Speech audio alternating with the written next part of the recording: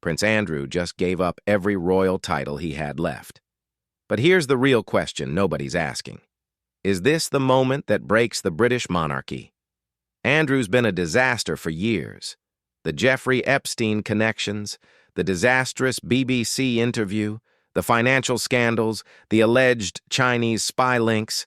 But Buckingham Palace kept him around, hoping the scandals would fade. They didn't.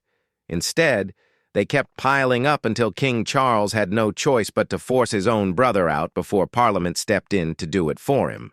Here's what nobody's talking about.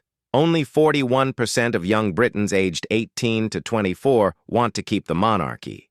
That's a tie with the 42% who want a republic. Among people over 65, support sits at 81%. But those older supporters won't be around forever, and the generation replacing them doesn't share their loyalty to the crown. The numbers get worse. The royal family is costing British taxpayers £132 million this financial year, a 53% increase. That's happening whilst the government cuts welfare and public services. Republic campaigners are calling the funding system mad, and even royal-friendly polls show growing unease about value for money. But Andrew's scandal isn't happening in isolation. Across the Commonwealth, nations are actively planning to ditch the monarchy. Australia appointed an assistant minister for the Republic. Jamaica and Antigua are planning referendums. Belize is reviewing whether to become a republic.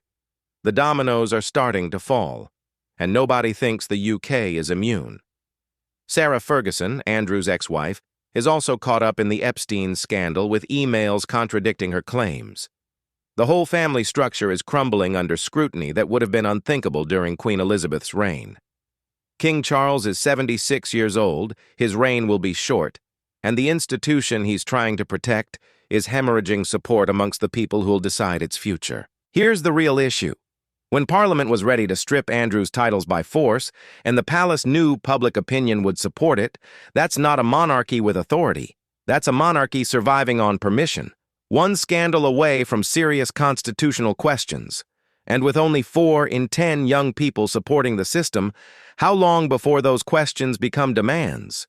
Do people in Britain still want a monarchy, or are they just waiting for someone to ask?